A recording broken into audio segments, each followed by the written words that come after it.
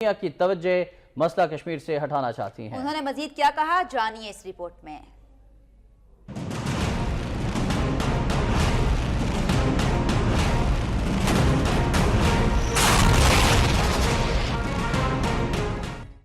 عرب T V کو interview میں اقوام متحدہ میں پاکستانی مندوب ملیحہ لودھی نے سرجیکل اسٹرائیک کے بھارتی دعوے کو مسترد کر دیا۔ ان کا کہنا تھا کہ بھارت نے ایسی کوئی کارروائی کی، نہ ہی ایسی جرت کر سکتا ہے۔ بھارت نے شیلنگ کی جس کا اسے منہ توڑ جواب دیا گیا۔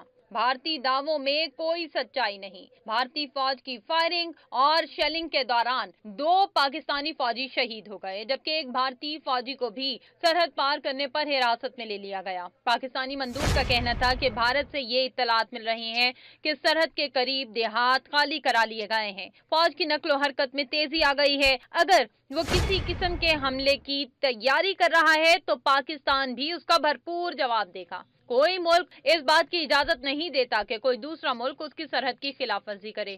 انہوں نے 2 ٹوک الفاظ میں واضح کیا کہ پاکستانی افواج ہر خطرے اور ہر چیلنج سے نمٹنے کے لیے مکمل طور پر تیار ہیں۔ سرحد پار سے کوئی حرکت بھی ہوئی تو جواب بھی ویسا ہی دیا جائے گا۔ ملیحہ لودھی کا کہنا تھا کہ بھارت جھوٹے اور بے بنیاد دعووں اور کنٹرول لائن پر کشیدگی بڑھا کر مقبوضہ کشمیر سے دنیا کی توجہ ہٹانا چاہتا ہے۔ عالمی برادری اس سے جارحیت سے باز رکھنے میں اپنا کردار ادا کرے۔ پاکستان خطے میں امن و استحکام کا خواہاں ہے اور تمام مسائل بات چیت کے ذریعے